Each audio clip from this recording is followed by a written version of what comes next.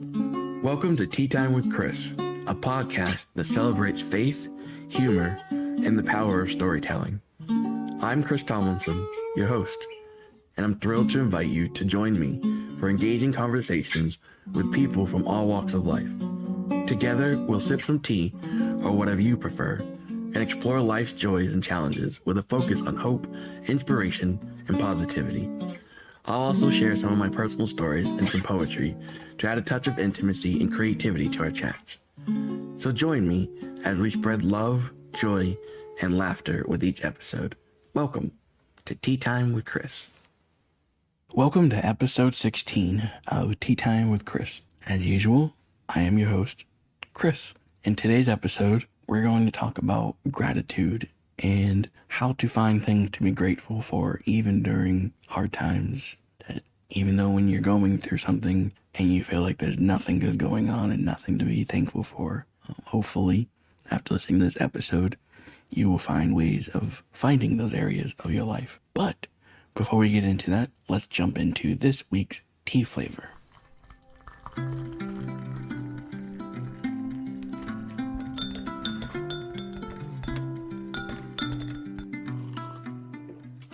This week's tea flavor is mint, or peppermint, or spearmint. It's historically used in ancient Egypt and Greece. Made from the leaves of either peppermint or spearmint plants, it has a vibrant and invigorating flavor with a cool and crisp taste, accompanied by a delightful minty aroma. It is naturally caffeine-free and is known for its potential health benefits such as aiding digestion, reducing bloating, and providing relief from headaches. And this is my least favorite flavor of tea because I am not a fan of any mint flavored, but I know there are some people that like it. One of my mom's favorites, and I know a few other people that like it as well. So if you like it, cool. So let's jump into today's episode on gratitude.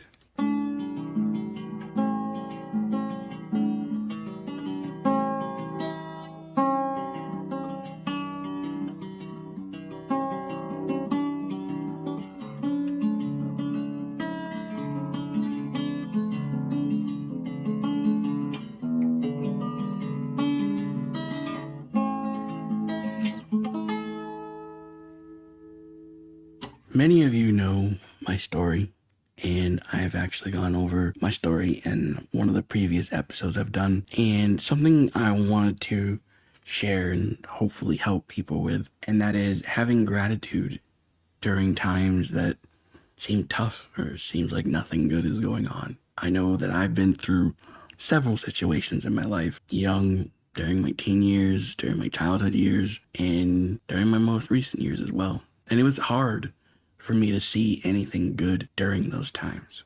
I know how easy it can be to just let things get a hold of you and bring you down, and it blinds you from seeing good as you're going through things. And that's totally normal. And I understand that completely. I still do it today, and when things happen to me and my depression kicks in, or my anxiety, or just my own mind just reminds me of past things and thinking what if and how or what and why, and I don't see anything good. Growing up, I went through a lot. After being burned, I had to go through so many surgeries. I had to experience life in a different way than what a lot of people experience life as. As I've mentioned many times through many episodes, the way I saw myself, the way I compared myself to others. Then in my younger years, I didn't really notice it until I got older. I remember going to surgery for my hand and getting pins put in to separate the fingers. I believe I've gone over the details of that in my past episodes, but just to further explain and tie it into gratitude is my left hand used to be stuck in an upward position, as if where your palm moves or where your wrist moves your hand up and down. My wrist used to be fused upwards and my palm would always be straight out forward. And I couldn't move my hand to do things. Well, then I had a surgery, as I said, where they separated the bones from my fingers so they could grow separately and not be conjoined together. And my wrist and the skin around my wrist was loosened to give me full motion in my wrist again. Now I know that everybody, or at least most people, have 10 fingers. I only have about 3, which is fine because I can do pretty much anything everybody else can do.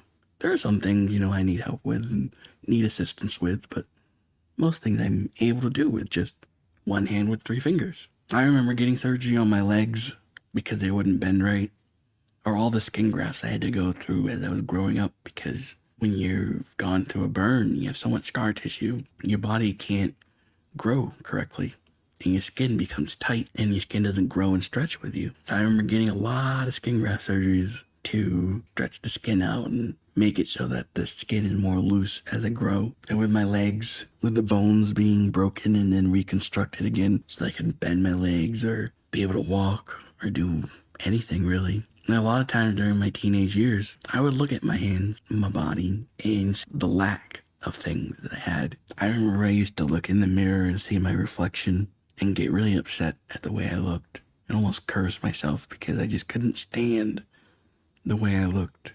As I mentioned in the previous episode, I compared myself to other kids my age. And during these times that I struggled with this, I didn't see anything to be thankful for. I felt no gratitude towards anything. I went through suicidal moments, deep depression moments, and I was so blind to the goodness that was actually going on. You see, even though I was going through all that stuff, there was so much I could be thankful for. So much I could be grateful for. Yes, I lost fingers. And yes, I only have one hand with 3 fingers. But you know what? I have some fingers. I have a hand. I'm able to use what I have to do the things I do. And there's people out there who are born with no arms at all. There's people out there who have been burned like me, and they've lost all their fingers and their hands entirely. There's people out there who can't walk at all. And here I was, totally blind. I had a hand where I could do things, and I should be grateful for it. I had my life, 1% chance to live, and I survived, and I was alive. There's so many around the world that never get to experience life, and there's many other parts of my life that I was blind to good. I know when you're going through life and something bad happens, and then it feels like something else bad happens after that, and so on, and you feel like you're being constantly attacked, and you wonder, when is it ever going to be good? Take a moment to acknowledge where you've come from. Or maybe you're still in that moment that's just horrible, and you haven't reached a moment yet where you can look back and appreciate things you've been through. I encourage you to take the moment now during what you're going through and just look at your life for a minute. See things that maybe you didn't see before, to be grateful for. Your life, even if it seems horrible right now, you have the honor and the privilege to experience living compared to many others that will never know what it's like to even open their eyes and experience life. Then I know that's not easy to see during hard moments, and I know it probably sounds really corny and cliche to even say it, but it works. It has worked for me. One of the things that I've shared is when my ex left. I was devastated. I didn't know what to do with my life. I didn't know how to live. And through all the time that I was hurting, I wasn't aware of anything good. There were so many people that reached out and asked for me to hang out with them, to go catch some lunch somewhere, or grab a cup of tea or coffee somewhere and talk, go to the gym, go to some event, come over for dinner, whatever it was. And I kept saying no. And I wasn't aware of the help and the support I was getting because I was so blind to it. I was rude.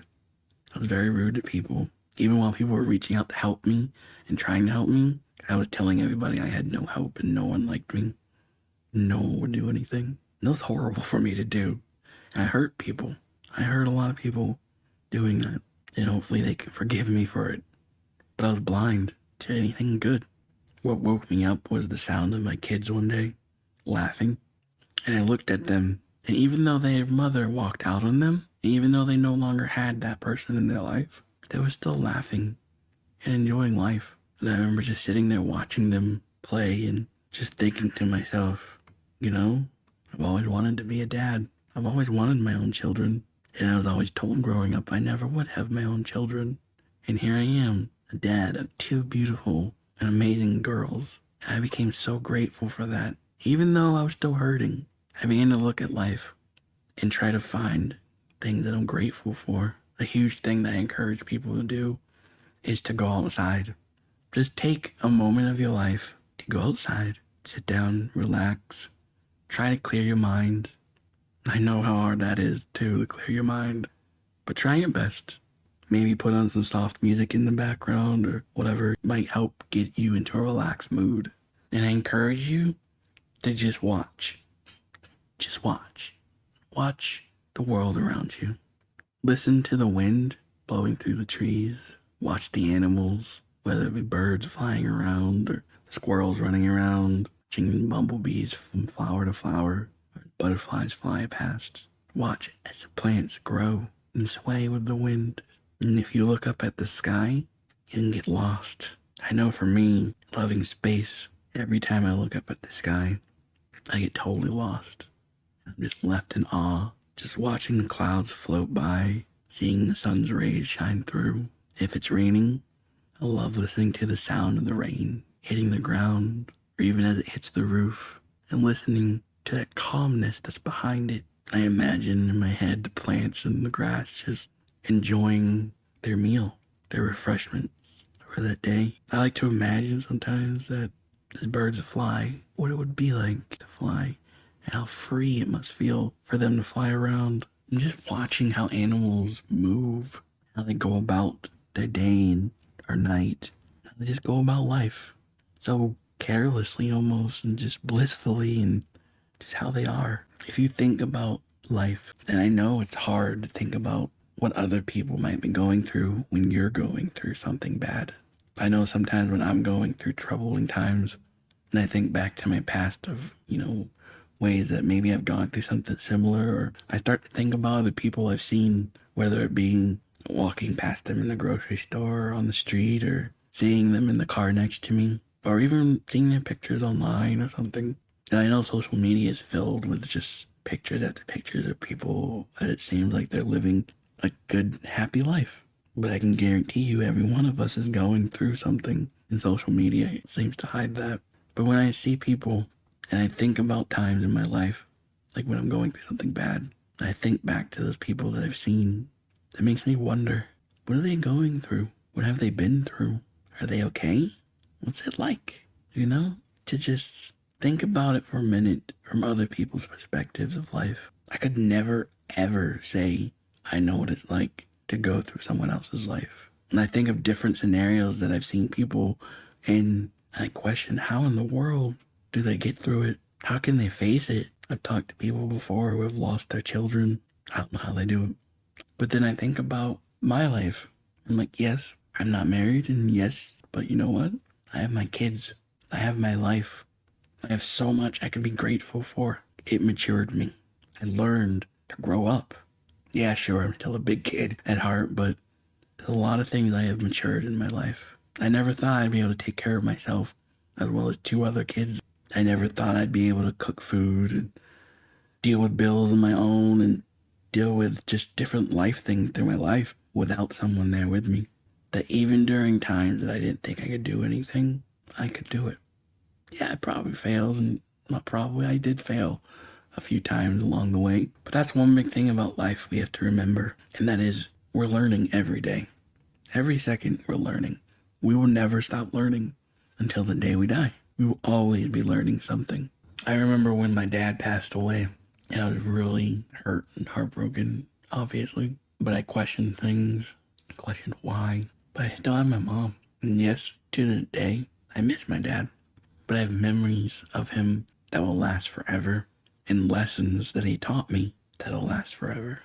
Things that I've taught my kids. And when I see my kids do certain things, it reminds me of my dad. And I'm grateful for that. There was a time when I was in middle school. I believe it was 6th grade. One of my best friends got hit by a car and passed away. And it was really hard for me at that time to really understand what was going on. I remember sitting in class, and there was kids in the hallway where they were leaving class to go talk with a counselor or somebody to help with them grieving over the loss. And I remember sitting in class, seeing these kids out there who were like other friends of mine, but I was confused. I didn't understand how they were acting. Yes, I was hurting because my best friend had passed away, but I was just confused. I had a hard time growing up mentally maturing because my body was so busy recovering from so much. But I remember when it finally did hit me. I was outside in my backyard, and I had a basketball hoop, and I was out there playing and just shooting the ball. And then suddenly I got really sad. I remember sitting on the ground and thinking back about past conversations I had with my friend. We'd talk about different movies we liked. We'd talk about books. Talk about all different things that we were interested in. And then it hit me that he was gone. And it hurt a lot. And I remember getting really upset and mad. I started crying and yelling out, why? Why my best friend? At his funeral, there were so many people. So many people. The church was packed. And it was so full that people had to go around the side of the buildings. We had to open the windows so people could hear the service and see it. And I was asked to talk to everybody. I remember I wrote down like a letter and I read it in front of hundreds, if not thousands of people, of how amazing my friend was, of our shared laughs, our shared stories and memories. And at the end of it, I remember saying I would miss him, but it was also encouraging to know that I had a friend in heaven who would be there. And I'm grateful for those memories. And I'm grateful for the friendship I had and the people I had become friends after all that happened. And I'm grateful I had the opportunity to talk to all those people, because I remember going to school the next day. Many of our fellow students who didn't really know me came up and thanked me for talking at his funeral. They said it helped them. I remember when I was homeless. It was hard with 2 kids, not knowing where we were going to go, what we were going to do, how things were going to work. And my main issue was I was worried about my kids. I wanted to keep them safe. I wanted them to live a life where they enjoyed it and they had memories of happiness and not sadness. It was hard to find anything to be grateful during that time. That was before it all hit me when my kids were laughing and stuff. But when I look back at that time, there's so many good memories I had. Going to the park with my kids and having a cookout. Going to places that we thought we'd never, ever be, and experiencing life differently. Living in the mountains and going from state to state along the East Coast and seeing things that we would never have seen before. Remembering memories of laughs shared in the car driving, or laughing at things that we did in order to survive. Watching my kids' faces light up, seeing them smile and laugh. Even though we were homeless, we weren't sure. They knew they were going to be okay with me. And I always somehow, some way, found a way to keep us safe. And most of that has to do with God, because I don't know how else I would have gotten through many things. There's so much I can be grateful for. So much. I remember thinking right before we found a place. I remember thinking, you know what? We'll probably never find the place. My kids will have to live with family members and I'll live in the back of my car and I'll be okay with that. I was genuinely okay with living in my car until I could find a place. And then I was like, you know, maybe we could find a place and we'll live in a trailer or apartment or whatever. And it'll only be like 1 bedroom and we'll be okay. And I was okay with that. I was fine with that.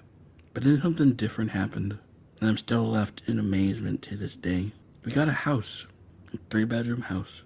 It wasn't bought, it's rented, but it was still a house. I never ever, my entire life, thought I would live in my own house. But I was okay with that. I was okay with living wherever I had to live as long as my kids were safe and we were going to be okay. And I know some people don't have happy endings. I know some people live life where it doesn't seem to be getting easier and it just gets harder and harder and harder every day. Every second it seems. But even during those times, there is good going on. And there is things to be grateful for. Your breath, your breathing. There's people out there right now being put onto a machine to breathe for them. There's people out there that will never ever be able to experience another breath. One of these other things I'm very grateful for, even though I don't have all my fingers and all my toes and my body is scarred and I look different, I can feel things. I can touch things and feel the texture of them, the temperature of them. I can feel when my kids touch my hand or when a loved one grabs a hold of it or hugs me. There's many people out there who have been burned and they don't have the feelings. They can touch things, they don't feel it. There's parts of their body that hurts when it gets touched. I don't have any of that on mine. And I'm 98% of my body is covered and third-degree burns are worse. And there's no spot in my body that you can really touch and I don't feel it or not have hurt from it. There's very few spots in my body that have no sense of touch, and there's such a small area that I don't really have to worry about it because everywhere else around it feels it. I'm grateful for that.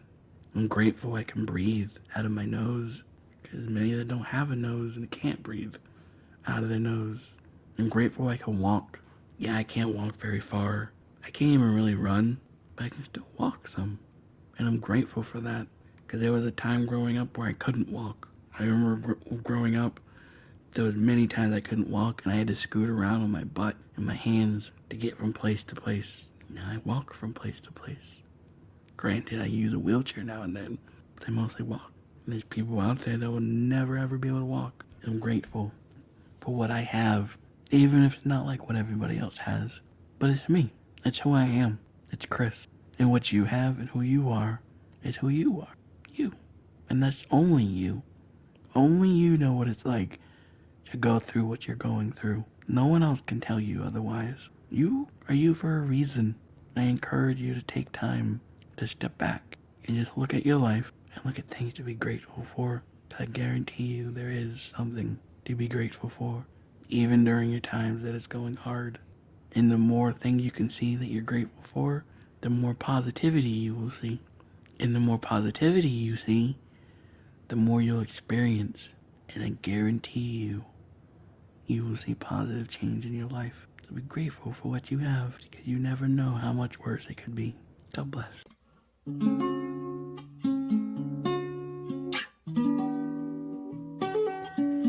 You have just listened to Tea Time with Chris, a podcast filled with hope, faith, joy, love, and occasional laughter. We hope you enjoyed it and continue to stay up to date with us at teatimewchris.com. God bless.